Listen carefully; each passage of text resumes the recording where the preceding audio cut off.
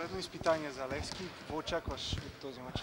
Ами, това ще е тежък матч, по-опитен състав се от нас, ние сме по-млад, но въпреки това мисля, че ако спазваме тактическите указания, може да се поздравим с победа. Разучихте ли добре съперник? Треньора каза, че сте гледали няколко матча на тях. Ами, лично да ви кажа, ние момчета от националния отбор днес подновихме тренировки с Левски и днес ще гледам за първи път видео. Те, доколкото са разучили съперника, разбрах, че два пъти са гледали видео, наблюдавали си ги и днес видеото ще е за нас, така че ние сме подготвени за матч утре.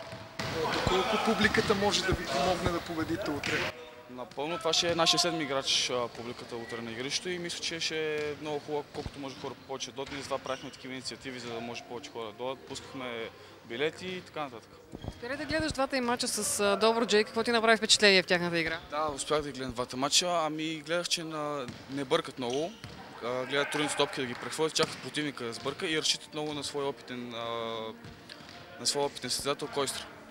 Може ли да бъде притеснително това, че и ти не бе част от Левски известно време, докато бе с националния отбор, това да е повлияло на подготовката?